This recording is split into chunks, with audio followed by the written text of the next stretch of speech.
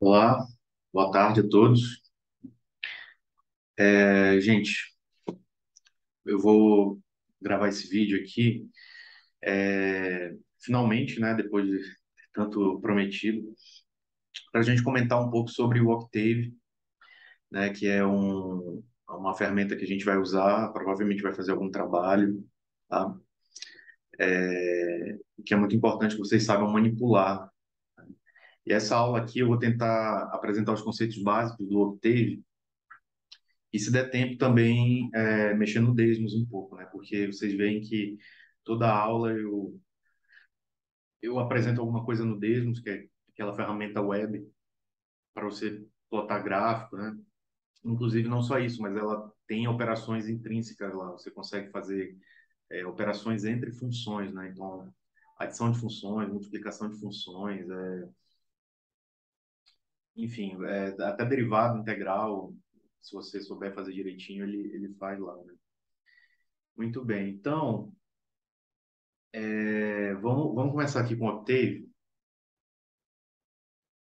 Deixa eu compartilhar aqui minha tela.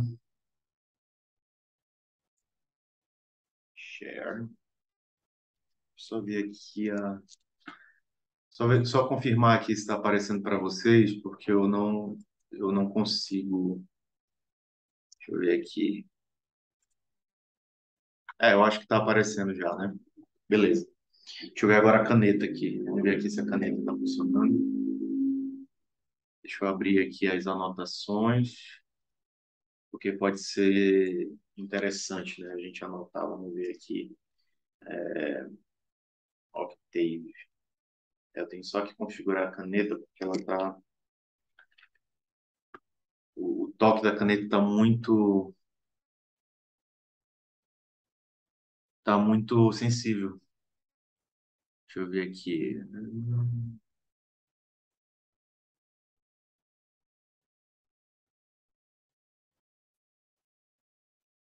Eu acho que. Eu acho que agora eu consegui resolver. Vamos ver aqui. Tentar escrever de novo. Octave. Agora. Não, continua. Porque quando eu escrevo muito rápido, aí eu acho que ele não detecta como. Ó, tentei escrever aqui o T. Aí eu acho que não vai ter jeito, eu vou ter que me adaptar. Não tem outra.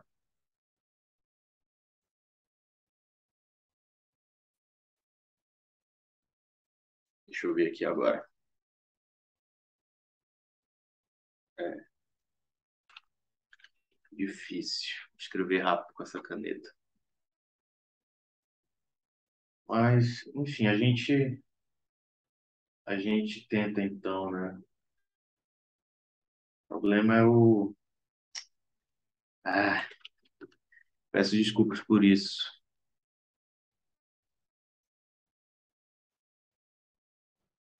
porque, enfim, né? Atrapalha um pouco a aula. Mas tudo bem, eu já dei outras aulas assim e não tem problema. Eu tento escrever mais devagarzinho, não tem problema. Muito bem, vamos apagar então aqui. Vamos começar aqui então, gente. Bom, o Octave, pessoal, é essa interface, né, esse software aqui que vocês estão vendo, essa tela branca. Não é só essa tela branca, né? Tem outras coisas que eu vou mostrar para vocês. É, Ele é um software gratuito de código aberto, o que são duas coisas diferentes, né? Ele é gratuito porque você não precisa de uma licença para usar, você não precisa pagar, né? Pode baixar lá no site deles, que eu acho, se eu não me engano, eu botei o link no Cigar, mas eu vou confirmar. E ele é de código aberto, o que significa que qualquer um pode colaborar para o desenvolvimento, para a melhoria dele, né?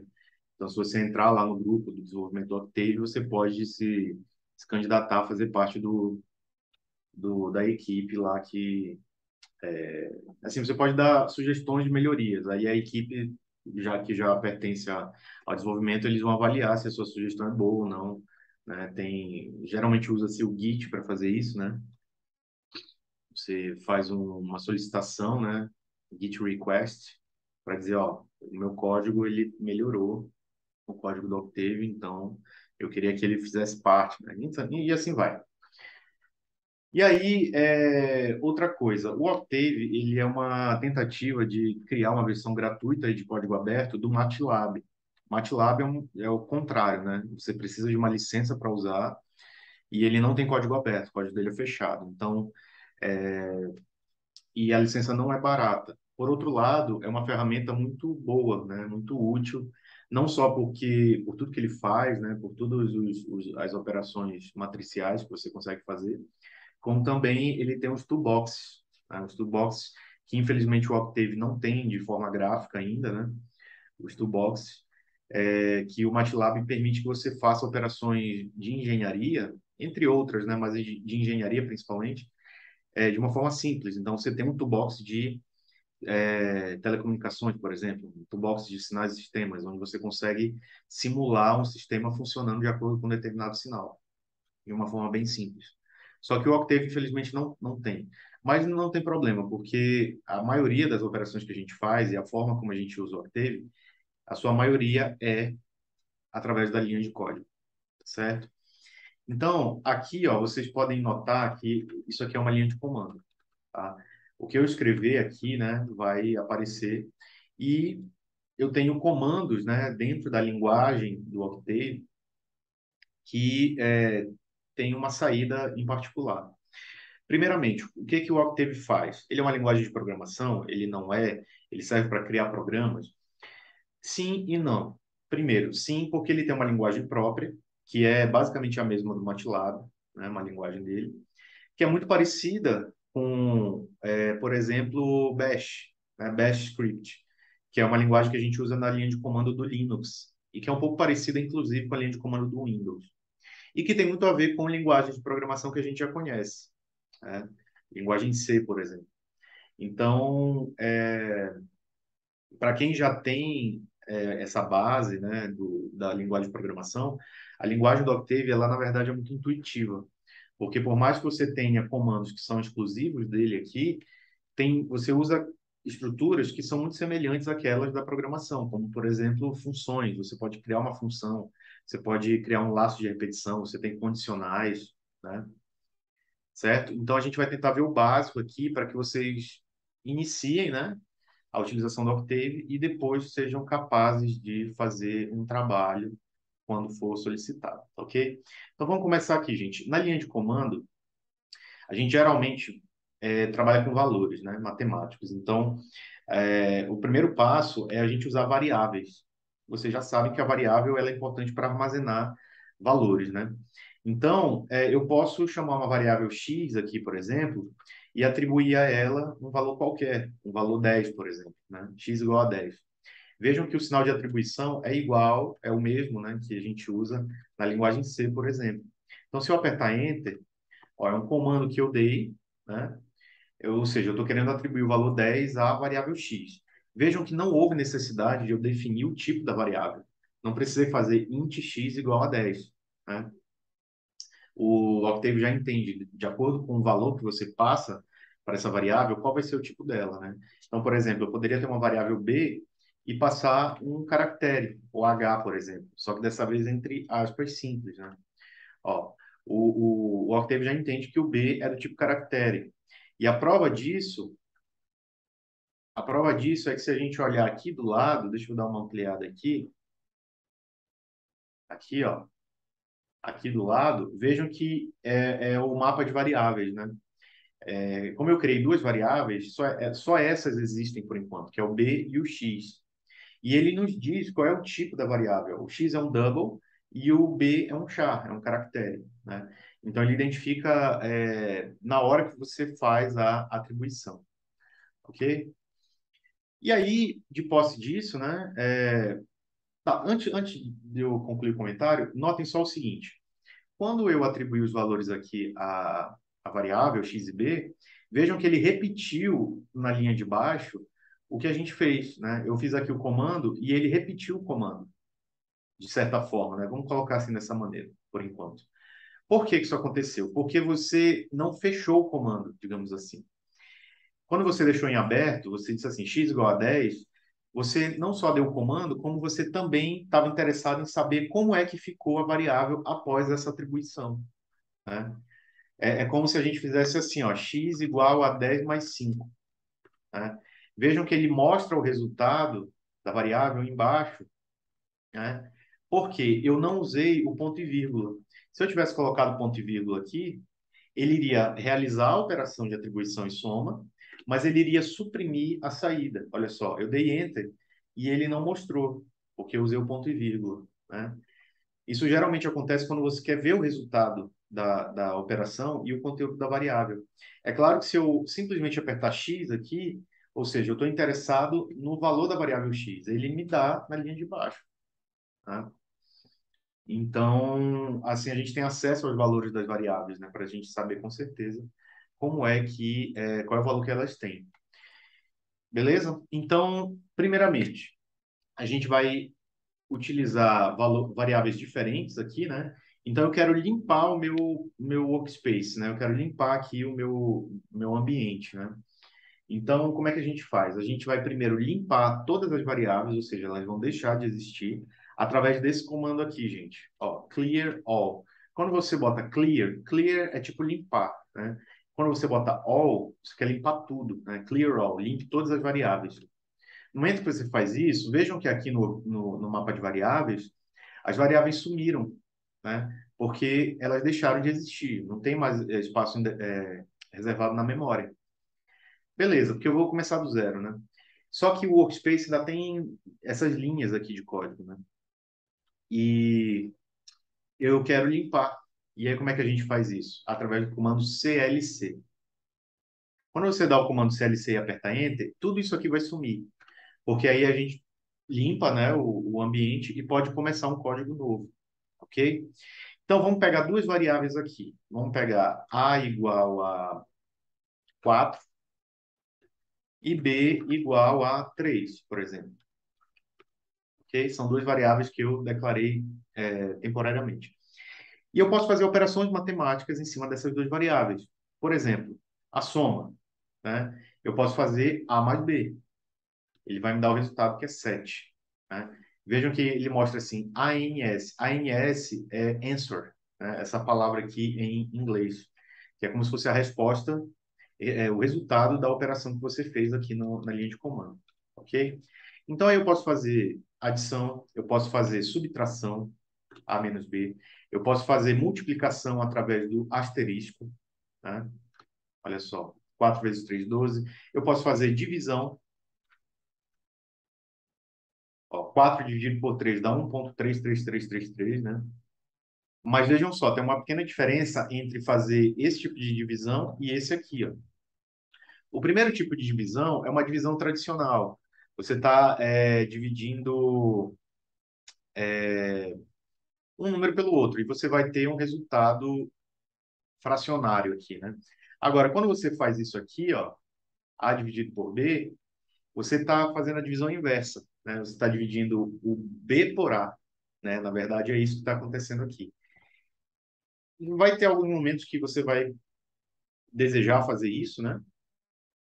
Mas, enfim, é só para vocês saberem que tem essa diferença da barra e da barra invertida, tá? Então, aqui é A dividido por B e aqui é B dividido por A, ok? Potência. Como é que a gente faz potência? Ó, A acento circunflexo B. Isso aqui, o que que a gente está fazendo? A gente está elevando o A B. Então, o A vai ser a base e o B vai ser o expoente. Se a gente fizer aqui, ó, dá 64, que é a mesma coisa que seria se você elevasse o 4 ao cubo, né? Então, ficaria 4 vezes 4, 16. 16 vezes 4, 64. Ok? Então, é assim que a gente faz a potência. Próxima operação, exponencial. Se você fizer isso aqui, ó, exp argumento A, o que você está fazendo na realidade, deixa eu pegar aqui a caneta, o que você está fazendo na realidade é isso aqui, ó, é elevado a A. E esse é aquela constante, a constante neperiana, né, que a gente chama, que equivale mais ou menos a 2,71, né, não é isso? Então, seria aproximadamente 2,71 elevado a A, que é A vale 4. Então, na verdade, a gente estaria fazendo isso aqui, né? E o resultado disso é quanto? Ó, 54,59 mais ou menos. né? Então, quer dizer, usando a função, ó, a gente já tem uma função aqui, né? A função exponencial, e você passa como argumento aquilo que você quer elevar. Como no caso eu passei o a, então eu quero elevar e à quarta potência, ok? Aí a gente já tem o primeiro contato com função, né? Vocês veem que tem os parênteses que recebem um argumento. E tem várias outras funções. Por exemplo, a raiz quadrada, né? A raiz quadrada de a é 2, a raiz quadrada de 4 é 2, né? SQRT vem da palavra square root, em inglês significa raiz quadrada, né? Então, a SQRT é a raiz quadrada de A. Deixa eu colocar aqui do lado. Raiz quadrada de A. Ok? O SQRT. E aí, a gente tem várias outras. Por exemplo, funções trigonométricas. Cosseno de A e o seno de A. Vejam que o seno ele é escrito com I, né? Porque é em inglês. Então, é sine. Sine. A gente escreve seno, mas lá é sine. Então, fica S-I-N. Temos a tangente, tan, né? Tangente de A. Vejam, notem que esses valores eles estão em radiano, ok? Eles estão em radiano. Então, quando você passa cosseno de 4, você não está passando o ângulo 4, você está passando 4 radiano, ok? Está passando 4 radiano. Então, o cosseno de 4 radiano é menos 0,65 e assim vai, né? Ok? Aí, se você quiser converter para grau, aí você tem que usar uma outra função aqui que eu vou mostrar depois só, ok? Mas é geralmente radiano. É sempre radiano. O padrão do cosseno, seno e tangente são valores em radiano, tá? Aí a gente tem também a função log, né? A função log de A. Olha só. Aqui, gente, o log, quando você tem só log do jeito que está aqui, na realidade, o que você está calculando é isso aqui, ó. ln de A, que é o logaritmo natural, né? Que é a mesma coisa que log na base E de A. É o logaritmo natural. Aí o log na base 10. O log na base 10 tem uma função para isso, que é o log 10. Você coloca dessa forma aqui, ó, você encontra o logaritmo na base 10. Seria exatamente isso aqui, ó. Log na base 10 de A. Ok?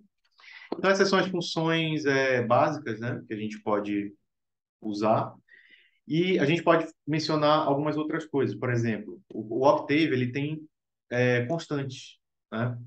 Por exemplo, o pi, se você botar assim pi, desse jeito aqui e apertar Enter, ele já entende que é a constante pi, né? 3,14, 15. É claro que aqui está arredondado, né? Mas ele já sabe que é a constante. Então, por exemplo, se a gente jogar aqui o cosseno de pi, dá -1, que vocês sabem que é assim que funciona, né? O cosseno de π é -1. E o cosseno de menos π? -1 também. É porque π e menos π é meia volta no ciclo trigonométrico, então realmente é a mesma coisa. Se você pegar o seno de π, aí dá. Vejam que não deu zero, né? Mas ele deu um valor muito pequeno. Porque em determinados momentos o Octave ele não vai te dar zero, ele vai te dar um valor muito pequeno, né? Por que que isso acontece? Porque o computador ele é digital, então ele não consegue chegar em todas as casas do pi. O pi é uma constante irracional, então você sabe que não tem como ver a última casa do pi, né? Então por isso que não dá zero exatamente. Ele dá um valor muito pequeno, ó, 1,2 vezes e elevado a -16. Nesse caso aqui seria 1,2 vezes 10 a -16, ou seja, é um valor extremamente pequeno. Então a gente geralmente considera ele como sendo zero, né? Se eu usar esse comando EPS aqui, ó, ele vai nos mostrar o que é o EPS. O EPS ele mostra qual é o menor número que o Octave consegue representar.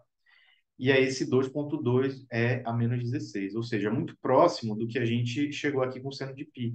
Então a gente pode considerar que é zero, tá? O que seria diferente da gente fazer, por exemplo, π sobre 2. Vocês sabem que π sobre 2 é 90 graus, né? E o seno de 90 é 1, ou π sobre 2, que é em radiano, né? Então tá aí, ok? Certo, a constante a gente já conhece, né? Deixa eu apagar aqui. Agora, por exemplo, se eu quiser representar um número complexo, como é que eu represento o número complexo aqui no Octave? Gente, a gente usa a letra I sempre próxima a um número, né? Então, por exemplo, eu quero um número complexo Z, que na forma cartesiana vai ser representado, por exemplo, por 3 mais 5i, por exemplo. 5i, né? Olha só. Vejam que ele não fez a soma de 3 e 5, porque ele entendeu que isso aqui é um número complexo, né? Você tem uma parte real e uma parte imaginária. Tanto é que se a gente for querer saber qual é a parte real desse número, a gente usa exatamente essa função aqui, ó, real, ou real, né, se você estiver falando em inglês. Então, a parte real de z é 3, né? E a parte imaginária, se você usar a função imag, né, de z, ele vai mostrar aqui 5. Então, ele entende que isso é um número complexo, né? E aí, se a gente quisesse, por exemplo,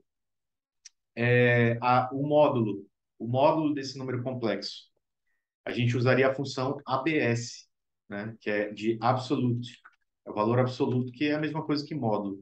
Então, se você passar z, que é o nosso número complexo, como argumento, ele nos dá aqui exatamente o módulo desse número complexo, né? Se a gente fosse calcular, como é que seria? Vocês sabem que para calcular o módulo de um número complexo, a gente precisa calcular a raiz quadrada da parte real ao quadrado mais a parte imaginária ao quadrado, não é isso? Então, a parte real a gente sabe que é 3, então vai ficar 9. E a parte imaginária 5 vai ficar 25, né? A raiz quadrada de tudo isso aqui. Que dá raiz quadrada de 24. Eu já escrevi errado aqui, 24. A raiz quadrada de... Não, peraí. Tá certo isso? Quadrado de... É porque eu não sei ainda, e eu tô meio lento. A parte real de 3 é 9 e a parte, tá, o quadrado de 5 é 25. Tá certo. Ah, bom, mas então por que que vai dar 3 ao quadrado é 9, 5 ao quadrado é 25? Aqui vai dar raiz quadrada de 24. Deu um pouco diferente aqui, né? Raiz quadrada de 24. Por quê? Raiz quadrada... Só um minutinho, gente, para eu não falar besteira aqui para vocês.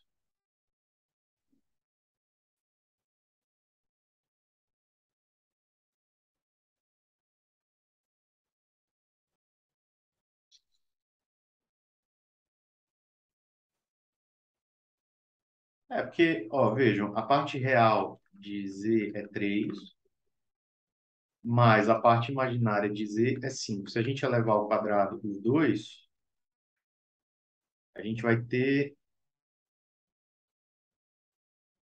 Nossa!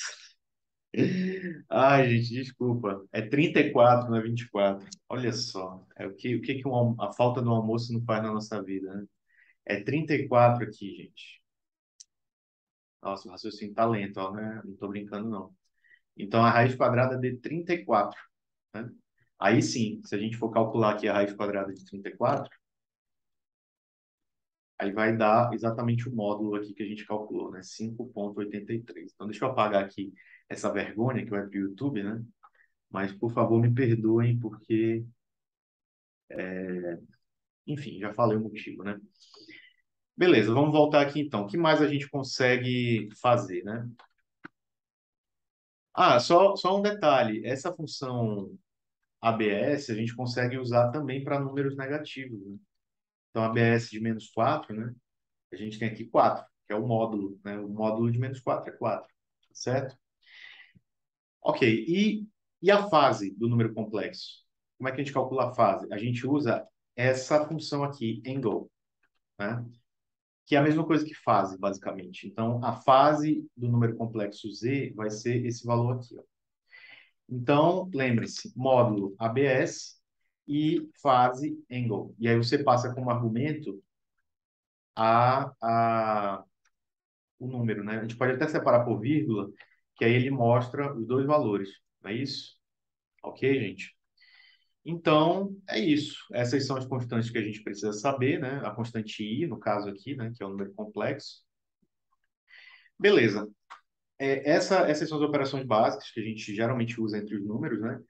Mas vamos ver agora. Vou dar um clear all aqui e um CLC, que é para a gente limpar tudo e começar do zero. O Octave, gente, e o MATLAB, eles são voltados para a manipulação de matrizes, né? Matrizes e vetores, que é o principal uso dessas duas ferramentas, né? Então, como é que a gente definiria, por exemplo, um vetor no Octave? Vamos chamar esse vetor de V, ok? V. E aí a gente pode definir uma série de valores para ele, porque afinal de contas um vetor em programação, né? Ele é nada mais do que isso, é uma sequência de valores do mesmo tipo, que você consegue armazenar, né? Aqui é o meu ventilador, ó. Ele fica camuflado, aí se eu chego perto, aí ele aparece. Bem, tá precisando de uma limpeza, inclusive. A gente usa os colchetes para fazer isso. Então, dentro do colchete, você vai colocar a série de valores que você quer guardar nesse vetor. A gente pode, por exemplo, colocar aqui, ó, 1, 2, 3, 4, 5. Vejam que os números eles são separados por espaço em branco. Se você der um Enter, ó, o Octave ele mostra como ficou o seu vetor, né? A gente poderia ter separado por vírgula também, né? Assim, ó. Isso aqui também funciona, dá no mesmo, tá certo? Eu particularmente prefiro a primeira versão, né?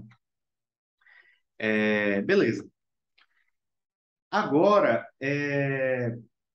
vamos fazer uma operação entre esses vetores. Eu vou chamar um outro vetor de W, tá?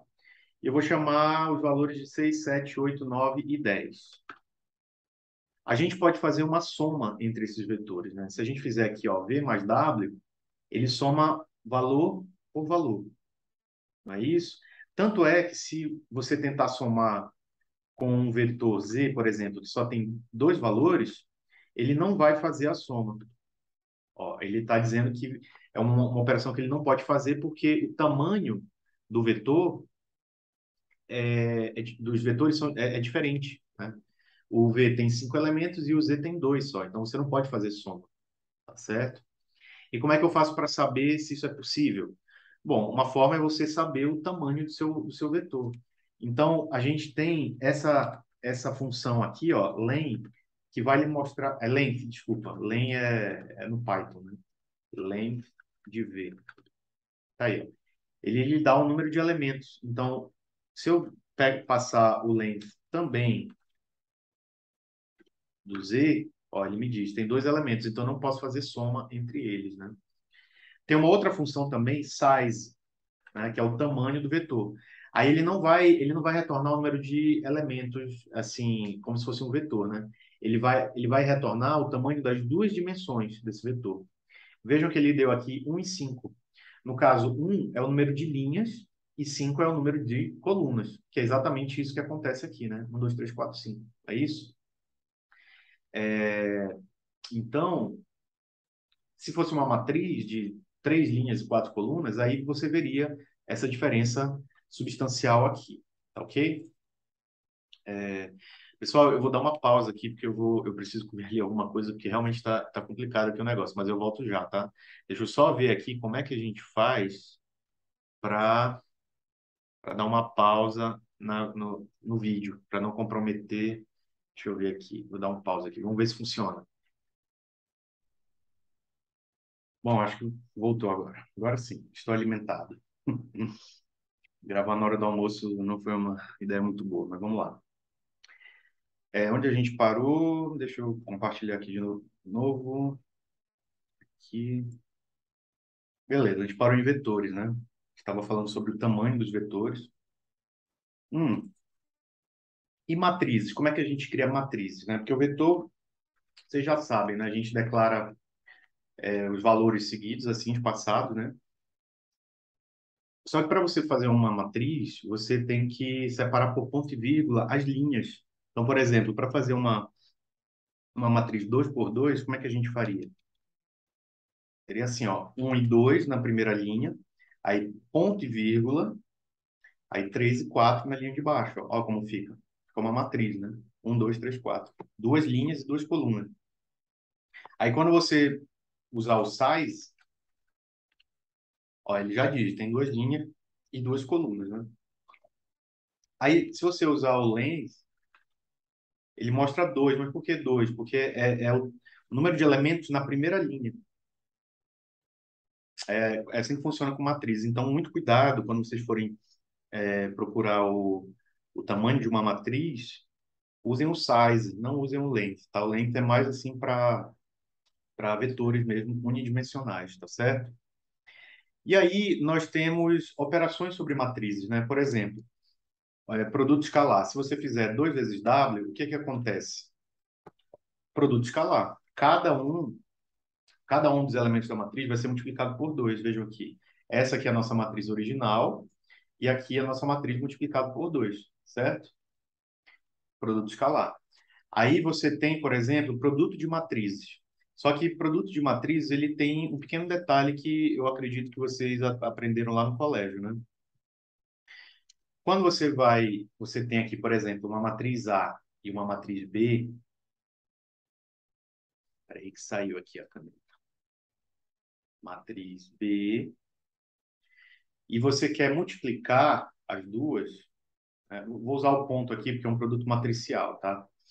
É igual a C, né? Que gera uma matriz resultante. Tem uma pequena regrinha. O número de colunas da matriz A tem que ser igual ao número de linhas da matriz B. Então, por exemplo, essa matriz aqui, ó, 3 por 2, ela pode ser multiplicada por B se B for 2 por 5, por exemplo. Ou seja, essa dimensão tem que ser igual a essa aqui. E aí, a matriz resultante vai ter exatamente as outras duas dimensões, ó. Ela vai ser uma matriz 3 por 5, ok?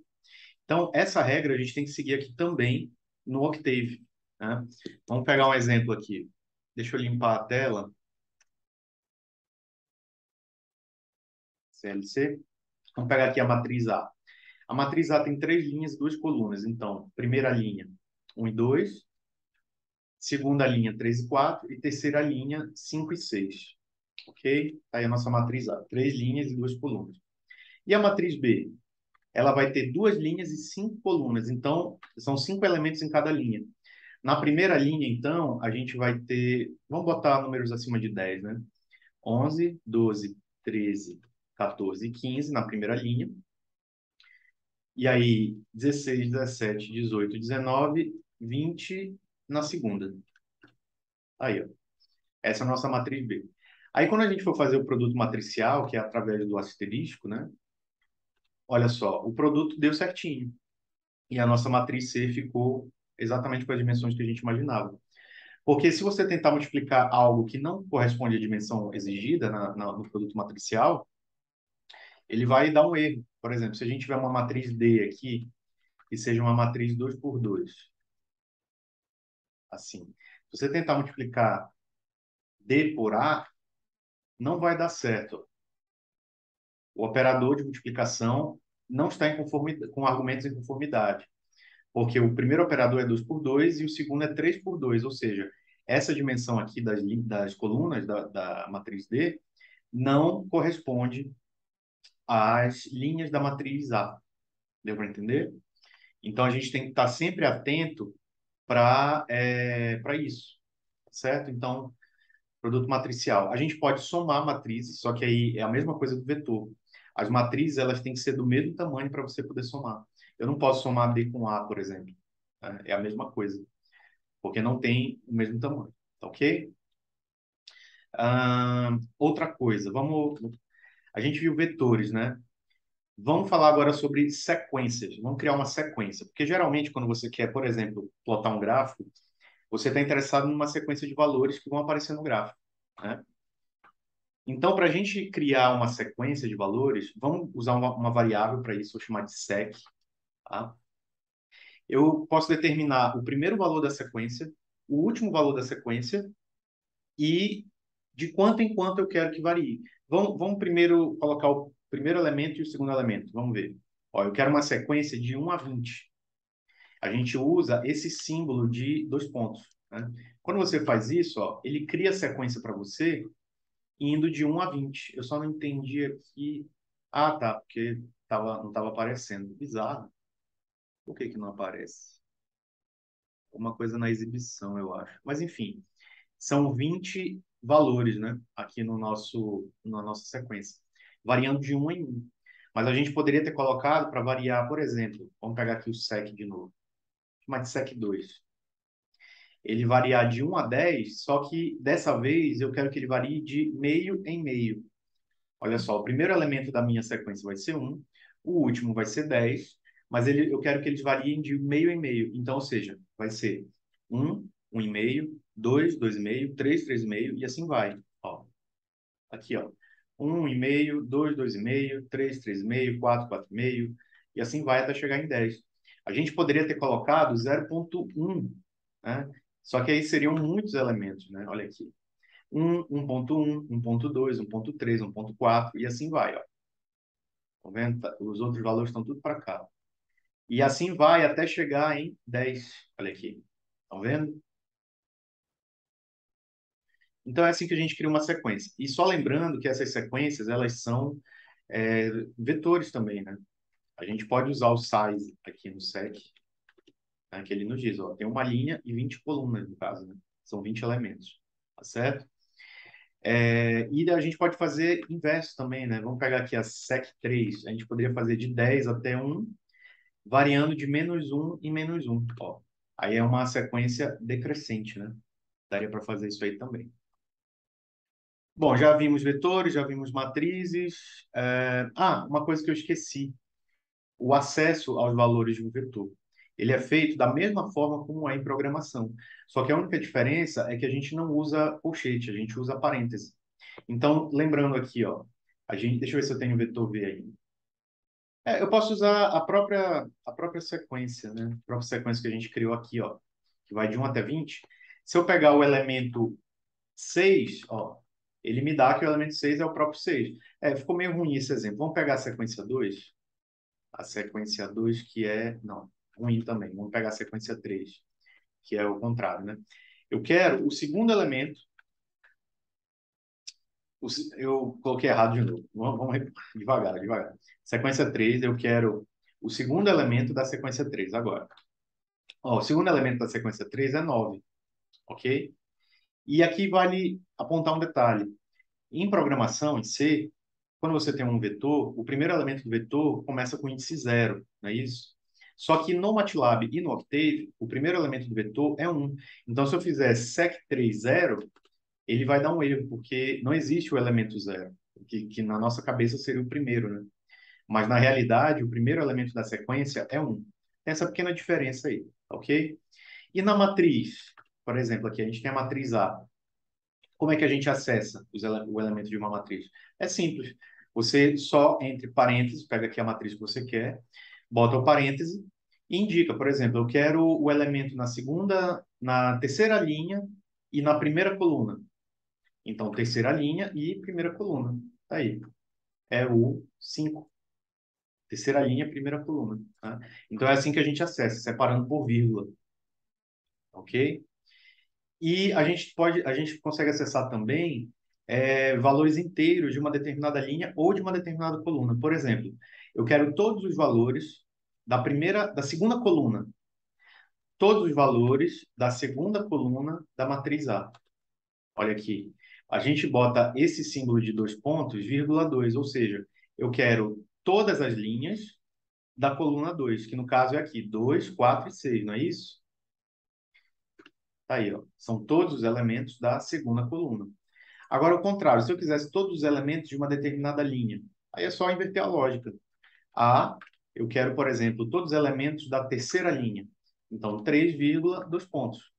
Ó, antes os dois pontos vinham na frente, agora ele vem no final. Então, se eu der o Enter aqui, ó, eu digitei um negócio antes de apertar, tá aqui, ó. Todos os elementos da terceira linha, 5 e 6, aqui embaixo. Estão vendo? Então, é assim que a gente acessa os elementos de um vetor ou de uma matriz, tá ok? Concatenação. A gente pode concatenar vetores também. Por exemplo, a gente tem aqui o vetor V e o vetor W, né? Se bem que aqui o dado ele não é um vetor comum, né?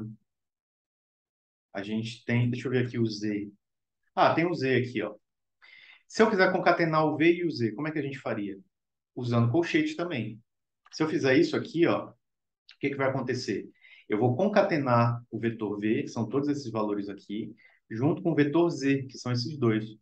Então, olha só como fica. 1, 2, 3, 4, 5, 1, 2, porque são os 5 elementos do vetor V e 2 elementos do vetor Z, né? Então, é simples concatenar. E eu não preciso também lembrar, é bom lembrar, na verdade, que você, para concatenar matrizes, elas têm que ter a mesma dimensão, né? Por exemplo, a gente tem aqui a matriz A e a matriz B. Se eu tentar concatenar o A com B, olha só, ele não deixa, porque são de dimensões diferentes, né? Agora, se a gente tiver a matriz C, eu acho que eu apaguei a matriz C, né? Na verdade, eu nem tinha, né? Ó, vamos tentar concatenar aqui D com A. Ainda não dá, por quê? D tem 2 linhas e 2 colunas. O A tem 3 linhas. Então, a gente teria que transformar o A em 2 colunas só. 2 linhas, aliás, né? A gente pode inserir linhas numa matriz também. Por exemplo, eu quero inserir linhas, concatenar linhas na matriz D. Ó, deixa eu limpar aqui. A matriz D é essa aqui, 1, 2, 3, 4. Eu quero colocar uma linha embaixo dela. Como é que a gente faria? Colchete, D. Aí, como é linha que eu quero botar embaixo, a gente bota ponto e vírgula. E aí a gente coloca a linha que a gente quer. Por exemplo, 5 e 6. Aí tem que fechar o colchete dessa forma aqui. Aí, olha só. Eu coloquei uma linha embaixo da matriz, né? Não é isso? E a gente pode até atualizar. A gente pode dizer que agora a matriz D é igual a esses valores aí, ok? Aí agora a gente consegue concatenar A e D, porque eles têm a mesma dimensão, né? O mesmo número de linhas. Olha aqui, ó. Matriz A são essas 2 colunas iniciais, e a matriz D são essas do lado direito, que na verdade são iguaizinhas, né? Mas enfim, é assim que a gente concatena as matrizes, tá? Vamos ver, vamos plotar agora umas funções aí, que eu acho que é algo muito importante. Vamos limpar tudo. Vamos criar uma sequência. Eu quero imprimir, eu quero plotar a função seno. Vamos pegar a função seno. Primeiro eu preciso dos valores do eixo x que eu quero que sejam exibidos, né? Vamos pegar um intervalo entre 0 e 2π. Então eu vou chamar o zero, o x, aliás, a variável x, né? Que vai ser do eixo x. 0 até 2π. Se a gente lembrar, né, lá da constante π, vocês vão saber que é assim que a gente representa. Só que tem um problema. Quando você bota assim 0 a 2π, o que que acontece? Olha só, ficou 0, 1, 2, 3, 4, 5, 6. Por quê? Porque como a gente viu agora, quando você coloca uma sequência desse tipo, os valores que variam são inteiros. Então eu sei que 2π é 6,28 aproximadamente. Só que como ele considera somente os números inteiros, ele pegou só 0, 1, 2, 3, 4, 5, 6, o que não vai representar bem o nosso gráfico. Vamos ver? Ó, o eixo x vai ser esses valores aí, e o eixo y vai ser o seno de x, ok? Que vai ser a função que eu quero plotar. Vamos pegar o seno. E aí, como é que a gente faz isso? A gente usa a função plot, tá? Plot.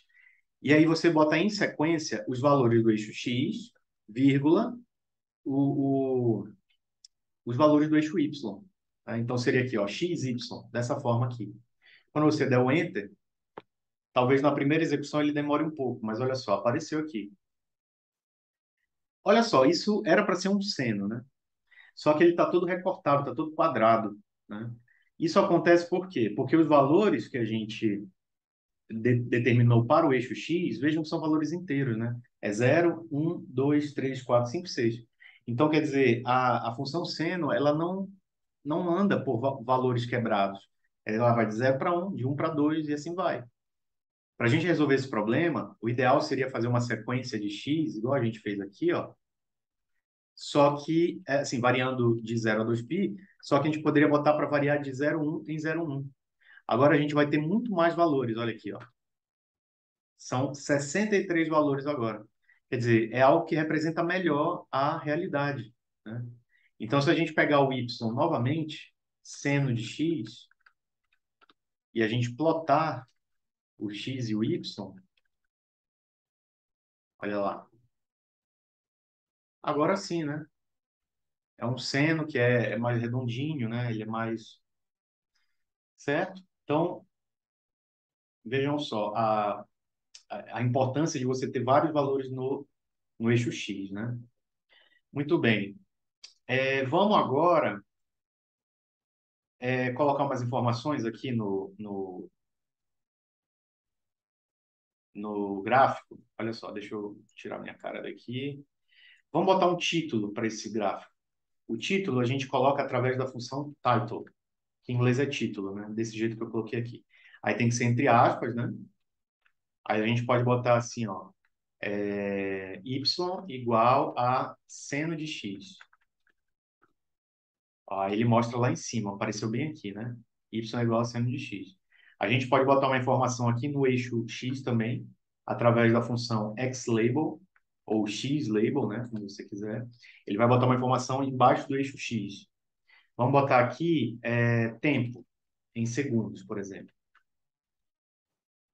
Olha, ele botou aqui tempo em segundos, tá? E no eixo Y, se a gente quiser botar alguma coisa, a gente poderia botar, por exemplo, amplitude, né? Vamos botar assim, amplitude. Aí ele coloca aqui do lado, ó, amplitude, ok? Bom, a gente pode botar uma grade, né? Se a gente botar grid, assim, né? Esse comando grid, ele bota tipo uma grade, que às vezes facilita para você ver a variação do gráfico em relação ao eixo, por exemplo. Mas se você não quiser, você pode simplesmente remover, bota assim, ó, grid off, ok?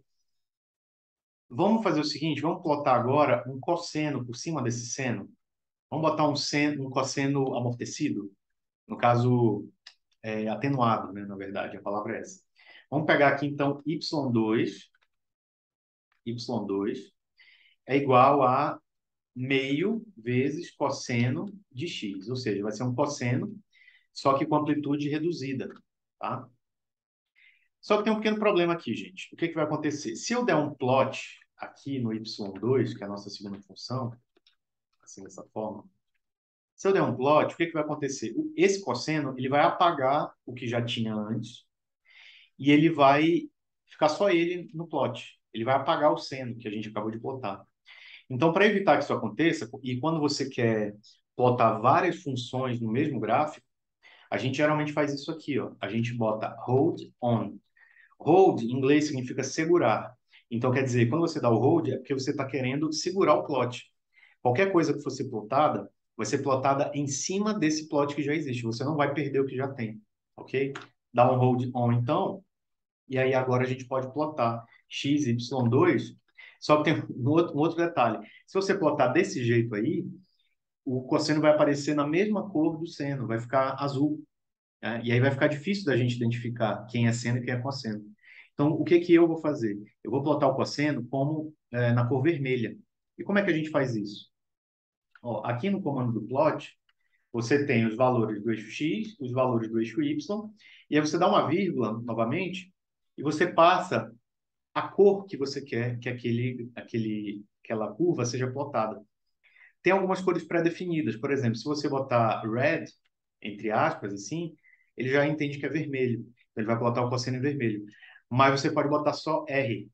Ele já entende que é vermelho, né? Não precisa escrever red. Aí você tem B para blue, você tem Y para yellow, você tem G para green, que é verde, né? Yellow é amarelo e green é verde. O K é de black, que é preto, né? Tem C, que é ciano, que é um azul bem clarinho, assim. Tem M, que é magenta, que é tipo um rosa, né? Um rosa meio escuro. E eu acredito que sejam esses. É, os padrão, né? É claro que você pode botar qualquer cor, só que aí você tem que botar o código RGB da cor, né? E aí, às vezes, não tem porque você escolher uma cor específica, né? Só se você quiser. Mas eu vou botar vermelho, tá? Só para a gente diferenciar. Então, quando eu dou o Enter aqui, olha só o que aconteceu. A gente tem um cosseno, indo de 0 a 2π, ok? Só que esse cosseno, ele tá atenuado. Veja que a amplitude dele está variando entre meio e menos meio. Não é isso? Meio e menos meio. É porque a gente multiplicou por meio bem aqui, ó. É meio cosseno de x. Então, se a gente quisesse botar uma terceira função aí, não precisa mais fazer o hold, porque o hold já está ligado, né? Só se a gente desligasse explicitamente. Vamos pegar um y3, que vai ser nada mais, nada menos do que 2x, que é uma curva linear ascendente, né? Vamos pegar esse y3 e a gente vai plotar esse y3, só que agora na cor verde. Vamos botar green. Olha só. Aqui foi um pequeno erro de estratégia, porque como a função ela cresce, né, ininterruptamente, ela ficou muito alta em relação ao seno e o cosseno daqui de baixo. Então, o que que a gente pode fazer? A gente pode dar um zoom, né? Para dar um zoom, você clica aqui nessa lupa que tem um sinal de mais, tá? E você escolhe a área onde você quer dar o zoom. Então, eu quero dar o zoom aqui nessa área toda aqui, ó. Aqui. Aí clica e solta, né? Aí olha lá. Pronto, a gente voltou mais ou menos para o que que a gente tinha antes, né? O seno está variando de -1 a 1, o cosseno variando de -meio a meio, e em verde você tem uma reta linear ascendente aí, né? Ou seja, você tem três gráficos no mesmo plot, tá bom? E se eu quisesse ter colocado cada um em um plot diferente? A gente poderia usar o que a gente chama de subplot, que é você pegar uma mesma janela e você colocar vários gráficos diferentes. Vamos fazer isso com essas três funções? Vamos chamar aqui o subplot, pessoal. Olha aqui, subplot. O subplot é como se fosse uma matriz de gráficos. Então, você pode dizer quantas linhas e quantas colunas você quer, tá? Então, como deixa eu desenhar aqui mais ou menos como eu estou pretendendo fazer. Eu quero que a nossa janela, ela fique mais ou menos assim, ó. Essa aqui é a janela. Aí, bem aqui, eu vou ter o primeiro gráfico. Bem aqui, eu vou ter o segundo gráfico. E bem aqui, eu vou ter o terceiro gráfico. Então, vocês concordam que isso aqui é uma matriz 1 por 3? Que eu tenho uma linha e três colunas. Não é isso? Então, aqui no subplot, a gente bota o número de linhas, vírgula, o número de colunas, que é 3, vírgula, e aí, por último, você bota o índice do gráfico que você quer plotar, né? E aí, se a gente for olhar aqui para a nossa matriz de gráficos, esse aqui vai ser o índice 1, esse aqui vai ser o de índice 2, e esse aqui vai ser o de índice 3. Ou seja, se eu colocar aqui no subplot 1, significa que eu vou estar trabalhando primeiro com esse gráfico, né? Então, é isso que a gente vai fazer aqui. Então, 1, 3, 1, né? Linhas, colunas e o índice do gráfico que eu quero. Você dá um OK. Vejam que o Octave ele já abre uma janela aqui pronta para você plotar os três gráficos, né? Vejam que eu estou no índice 1, né? Então, nesse primeiro índice, deixa eu jogar a janela aqui para baixo. Nesse primeiro índice, eu vou plotar o seno, tá? Então, plot x, y, é y, né? Tá aí. Pronto, tá aí o nosso seno. E eu posso, inclusive, dar títulos diferentes para cada subplot. Então, eu vou botar aqui title, aí a gente bota y igual a seno de x. Eu boto uma x-label aqui como sendo o tempo em segundos, tá? Uma y-label, que é o y, né? A gente bota amplitude. E pronto, o nosso gráfico do seno tá ok. A gente vai mexer agora no segundo gráfico, aquele de índice 2. E como é que a gente faz isso? A gente vem aqui, ó, subplot, aí repete os dois dígitos que a gente colocou antes, 1, 3, e agora a gente bota 2, porque agora você está interessado em mexer nesse gráfico aqui, ó, no 2, não é isso? Então, quando você dá o Enter, ó, ele já prepara ali a, a manipulação do segundo gráfico. E aí a gente repete o procedimento, só que agora a gente vai botar o cosseno, né? Que é x, y, 2. A gente pode botar vermelho só para manter igual como ficou antes, né? Olha aí, esse é o nosso cosseno em outro plot. Aí a gente pode botar título, aqui no caso y é cosseno de x, né? Ah, é title. Eu escrevi title, sem o T aqui. Por isso que deu erro. Tá ali o título, aí o nosso rótulo no eixo X também vai ser. Oh, nossa, daí quando isso acontece. Vamos lá de novo. X-label, aí bota tempo em segundos, beleza? E no eixo Y a gente bota amplitude também. Tá aí. E por fim, agora o nosso segundo plot, nosso terceiro plot, aliás, né? Então a gente faz subplot 133, que vai ser o último, né? Que a gente vai colocar aqui, tá? Ao invés de ser aquela reta, vamos fazer a soma do seno e do cosseno? Ou seja, vai ser a soma do y com o y2. A gente pode jogar diretamente aqui, ó, no plot, dessa maneira aqui, ó, y mais y2. Porque aí a gente pode, né, verificar o comportamento dele. Da soma, no caso. Ok? Então, vamos lá. Y mais y2. Ou a gente pode multiplicar também, né? Para ver como é que ficaria o produto. E aí a gente bota em verde. Ó, G. Ah, y, y2. Ah, sim, Tá. É porque quando você. O y, ele é um vetor. E o y2 também. Na verdade, são matrizes, né? Então, quando você bota o asterisco aqui, é porque você está dizendo que você quer fazer um produto matricial. Então, você tem que seguir aquela regrinha que o número de colunas do primeiro tem que ser igual ao número de linhas do segundo e assim por diante. E para resolver esse problema, como não é um produto matricial que a gente quer multiplicação ponto a ponto, né? Você bota um ponto bem aqui antes do símbolo, antes do asterisco, ó, dessa forma aqui. Ó, ponto asterisco, você está dizendo que você quer que cada valor de y seja multiplicado pelo seu correspondente em y2. Ok? Tá aí, ó. Essa é a multiplicação desse seno com esse cosseno aqui. Aí a gente pode até botar aqui o título, né? Título, aí bota y é igual a seno de x vezes, aí meio, né? Porque a amplitude daquele cara lá era meio cosseno, né? Meio cosseno de x, aí fecha aqui, pronto. Aí, ó. Aí no eixo x a gente bota o tempo em segundos também. E no eixo y, amplitude. Pronto. Tá aqui o nosso subplot. Vocês já sabem como separar vários gráficos em uma mesma janela, né? A gente pode até aumentar aqui, ok? Bom, então, gente, esses são os comandos básicos, né, do Octave.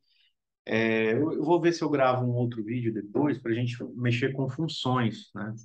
Vocês aprenderem a escrever os seus próprios scripts. Na verdade, falta ainda condicional, falta laço de repetição, né? Mas eu vou deixar para uma próxima aula, porque eu quero mexer um pouco no Desmos com vocês, tá?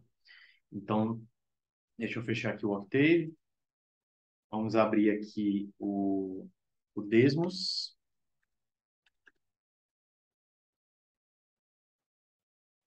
Aqui está o Desmos, pessoal. É, como é que como é que funciona? Ele tem várias linhas onde você pode colocar várias funções que você quiser, né? Você tem aqui o gráfico, o plano cartesiano, né? Onde ele vai plotar as suas funções. Então, se você simplesmente digitar aqui um número, ó, x igual a 7, por exemplo, ele está entendendo que você está querendo botar o valor 7, o 7 na posição, na verdade, você quer traçar uma linha na posição 7 aqui do eixo, né? Se você botar só x, por exemplo, ele entende que é a função x. Ou seja, para cada valor no eixo x, você vai ter um correspondente no eixo y. A gente pode até fazer isso aqui, ó, que fica mais fácil de entender, né? Ou seja, o y é igual a x, dessa forma, ok?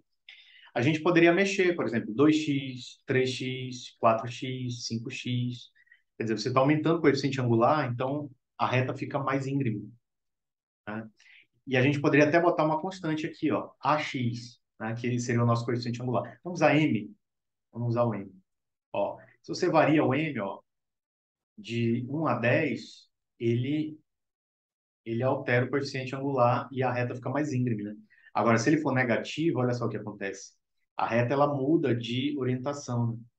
Então a gente pode mudar, inclusive com esse controle aqui de um botão slide, né, um botão de rolar, é muito legal porque você pode ver como é que a função se comporta dependendo do valor que você dá para ela, né? Se você pegar a fórmula tradicional da equação do primeiro grau, da função do primeiro grau, né? Você tem o m e o c, no caso, o m é o coeficiente angular e o c é o coeficiente linear. O coeficiente linear, o que que ele nos diz? Ele diz onde é que a reta corta o eixo y. Então, olha só, se você aumenta o valor de c aqui, ó, vejam que a reta ela está cortando exatamente no valor que você coloca. Ó. Aqui, por exemplo, se eu colocar 5, a gente der um zoom bem aqui, ó, é exatamente em 5 que a reta está cortando esse eixo y, né? Enquanto que o coeficiente angular, ele indica a inclinação da reta, né? Ó, vejam que ele gira sempre em torno de C, é isso? Ó, dessa forma aqui, ok? Muito legal, né? E aí a gente pode criar várias funções. Por exemplo, eu vou substituir a variável de x por t, porque é assim que a gente usa nas aulas, né? Então, você poderia fazer isso aqui, ó, fx de x igual a 2x, por exemplo. Dá no mesmo. Só que a gente não vai usar mais o x, a gente vai usar o t agora, tá? Que vai ser a nossa variável. Para que o Desmos entenda que o t é a sua variável, você tem que botar ela entre parênteses aqui, ó. Porque se você botar assim só 2t, ele acha que o t é uma constante que você quer alterar o valor, mas não é isso que a gente quer. A gente quer que o t seja a nossa variável da abscissa, ok? Do nosso domínio. E aí você pode fazer vários gráficos. Por exemplo, seno. Não, não é isso. O Google achou que eu estava falando com ele. Se você botar aqui, ó, seno de t, aí ó, você tem a função seno, né? Que varia entre 0 e 2π, né? Tá bem aqui, ó, 2π. Estão vendo aqui, ó? 2π, ok? E aí você pode ter, vou chamar de F1, né? E aqui embaixo, F2 de t vai ser o nosso cosseno. Vejam que ele já mudou a cor, né? Mas a gente pode mudar para a cor que a gente quiser. Basta você clicar bem aqui na engrenagem, você clica aqui na cor, ó, e ele abre uma janelinha onde você pode escolher a cor da sua função. Pode ser laranja, pode ser roxo, pode ser preto, né? Pode ser verde, azul. Você pode escolher, inclusive, se você quer que ela seja tracejada, né? Dessa forma aqui, ó. Tracejada ou de pontinho, né? Você pode determinar, por exemplo, a espessura da linha. Ó, se você botar aqui 1, por exemplo, ó, ela fica bem fina. Botar 2, aí já vai ficando mais, ó, 3, 4, 5, 6. Essa é a espessura da linha. E aqui é a transparência, se eu não me engano. Deixa eu ver. É, exatamente. A transparência. Você consegue deixar a função transparente, né, o gráfico. Eu acho que vai de 0 a 1. Vai de 0 a 1. Onde 1 é 100% e 0 é 0%. Então, se eu botar 0,5, é metade da transparência, né? Vou deixar 1 mesmo. Tá certo? Então, deixa eu botar do jeito que estava antes. Muito bem. Aí clica em pronto aqui, ó, né? Clicou em pronto e aí foi. A gente tem os dois aqui, seno e cosseno, né? E se a gente é, condicionasse a frequência do seno e do cosseno de acordo com uma determinada frequência f0, né? Aqui, ó, f0. Vamos, f0, né? Eu botei FO aqui, peraí. F0. Pronto. Aí você cria, ó, vejam que se eu aumentar a frequência, olha só o que acontece com eles. Os ciclos se tornam mais rápidos, né? Eu estou alterando a frequência dos dois, tá ok? Ó, bem legal, né? E aí não só a frequência, mas a gente pode alterar também a fase. Deixa eu ver aqui se já tem φ. Opa, já tem φ, ótimo. Φ é a letra grega, né, que representa a fase. Então a gente pode botar PHI, que aí ele entende que é a nossa fase. Então a gente pode variar a frequência, ó, o sinal fica mais rápido ou mais lento, e a fase nada mais é do que o atraso dele. Ó. Ele começa mais tarde ou mais cedo, digamos assim, né? Ok, temos aqui a fase, a gente pode mexer também na amplitude, A amplitude, ela multiplica a variável dependente, né, que é fora do parêntese. Se você aumentar a amplitude, olha o que acontece, né? Antes variava de -1 a 1, agora vai variar de menos a A. Olha aí, ok? E aí, que mais a gente pode mexer aqui? No caso aqui seria 2π, né? 2π f0t. Faltou colocar o 2π no valor da frequência aqui, ó. Tá aí, certo? Então, é um exemplo de como a gente pode fazer. E se a gente quisesse, por exemplo, a soma dos dois? Eu vou criar uma terceira função aqui, ó, f3 de t, que vai ser igual à soma de f1. Veja que a gente pode, inclusive, usar os nomes das funções que a gente colocou aqui, né? f1 de t e f2 de t. Então, f1 de t e f2 de t, olha só. Só que ficou em preto, né? Vamos mudar aqui para uma cor diferente para a gente conseguir identificar. Pronto, tá aí. Ó, em verde é a soma das duas, né? É a soma das duas. Então,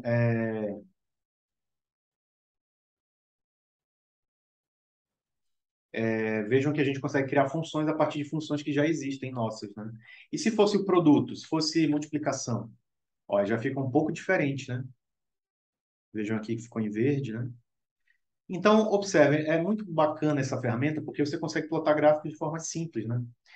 E se fosse, por exemplo, um gráfico daqueles que é todo segmentado, por exemplo, deixa eu pegar aqui a nossa caneta. Deixa eu escrever bem aqui, ó. Se o nosso sinal, se a nossa função fosse assim, ó, x de t vai ser igual a, ele vai ser igual a t mais um entre -1 e 0.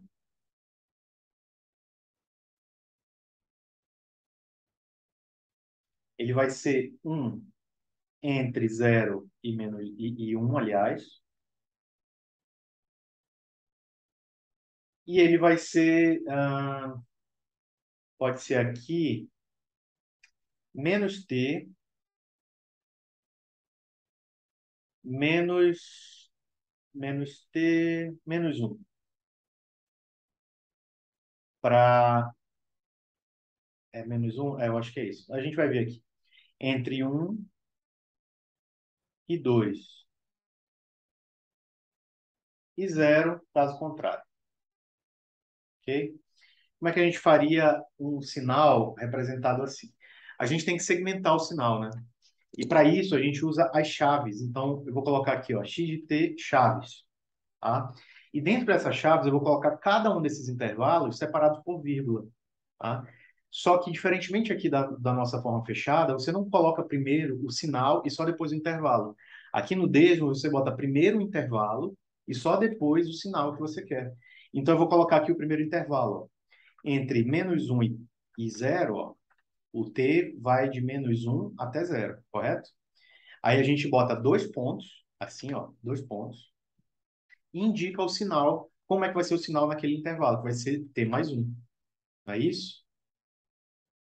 De -1 a 0. É porque tem um pequeno detalhe aqui, gente, só uma informação.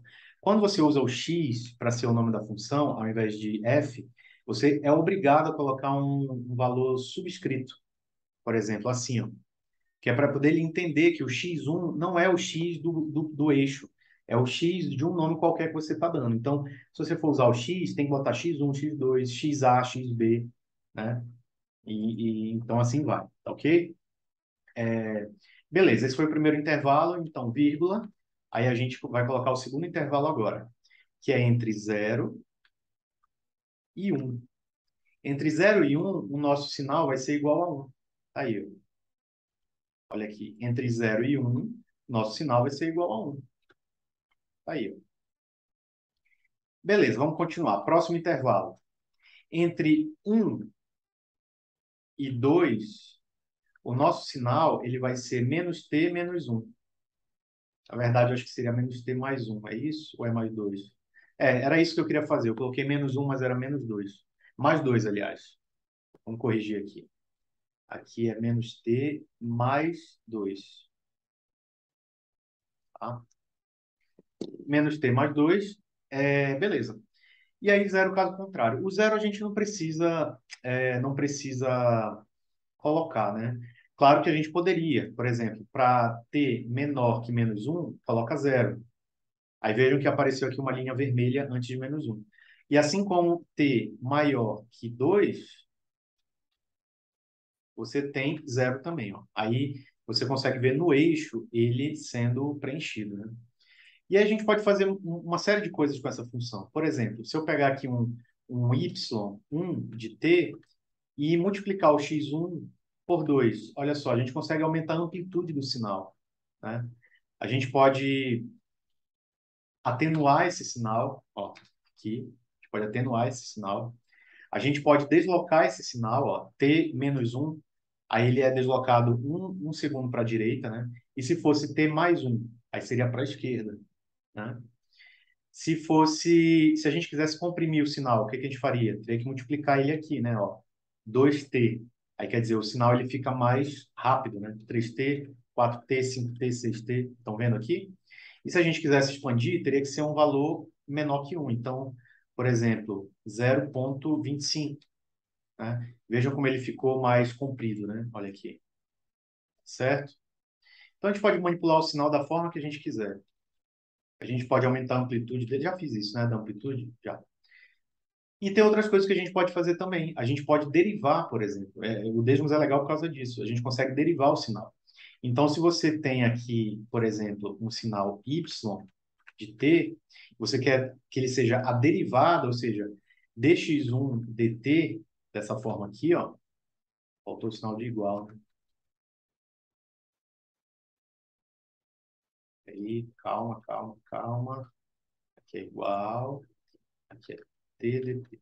Só que qual é o problema? O Desmos ele não entende derivada nessa notação aí. Então, para você derivar, você tem que botar x1, aí apóstrofo, né, de t. Aí ele entende que é derivada. Aí vejam que ele mostra a derivada do sinal em todos os intervalos. Ó, entre menos um e zero, a derivada é um, porque a taxa de variação é um, né? Entre zero e um não tem variação, então a derivada é zero, né? E entre um e 2, como você tem uma reta descendente, a derivada é negativa, né? Então, por exemplo, deixa eu esconder aqui, ó. Se você clicar nesse botãozinho aqui, você consegue esconder a função. Se a gente for pegar aqui, por exemplo, x2 de t igual a seno de 2πt. Se a gente for derivar esse cara, vamos chamar aqui de y2, você quer a derivada do x2 de t, olha só. Você tem aí você tinha um seno e você sabe que a derivada do seno é cosseno, né? Só que por conta da regra da cadeia, né, por causa desse 2π, vamos tirar aí para a gente observar melhor. Olha lá. Vejam que a derivada do seno é o cosseno, então por isso que está aparecendo aqui um cosseno. Se você tiver, por exemplo, seno de 2t, aí já muda, porque a derivada, nesse caso, você tem que aplicar a regra da cadeia, né? Ou seja, vai ser duas vezes o cosseno de 2t. Por isso que a amplitude dele é 2 aqui, ó. Tá certo? Aí você consegue derivar, você consegue integrar, né? Deixa eu ver se a gente consegue integrar aqui y3, deixa eu apagar a derivada, y3 de t, aí para fazer integral você digita int, né, que é de integral. Você digita int e aí ele mostra o símbolo da integral aqui. E você pode definir o que você quer integrar. Por exemplo, eu quero integrar o x2 de t na variável t. Só que por que que não é assim que faz? Porque eu vou botar aqui os limites inferior e superior. Vamos botar entre zero e um. Entre zero e um. Ó, se você integrar o seno de 2t entre zero e um, você vai obter esse valor aqui, ó, 0,708. Porque é uma integral definida. Você definiu os limites, então você vai ter um valor, um número. Mas se você deixar em aberto, por exemplo, colocar aqui t, e aí a gente vai ter que mudar, né, para o tal, por exemplo, né? Aqui, ó, tal, que é a variável auxiliar, ele está dizendo que eu não posso usar tal como uma variável de integração. É estranho, eu achei que fosse o contrário. Peraí, deixa eu ver se eu fiz certo aqui.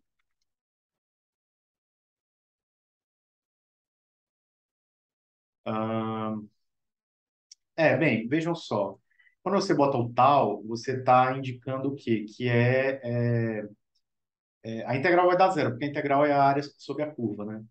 Então, quando você integra dessa maneira aqui, ou seja, de zero até um determinado valor, você vai obter zero, porque a parte positiva vai sempre cancelar a parte negativa. Por isso que deu zero, ó. Aqui na linha deu zero.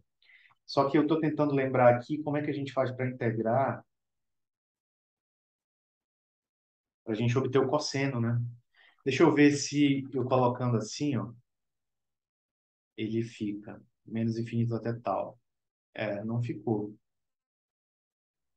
Agora, por que eu não estou entendendo? Espera aí. Vamos tentar de novo aqui o negócio.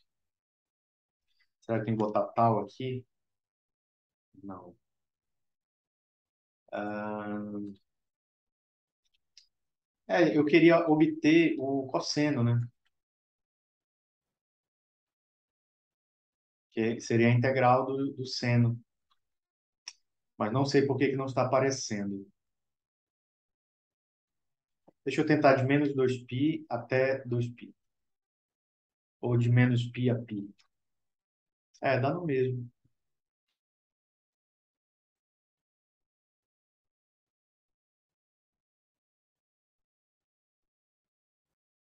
Deixa eu tentar jogar direto aqui o seno.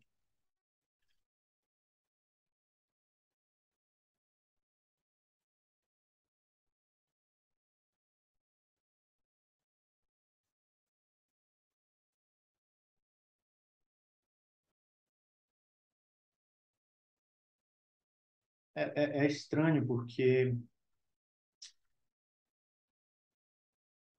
eu fiz esse exemplo um dia desses. Aí deveria dar o cosseno aqui, né? Deixa eu tentar com x. Vamos ver com x.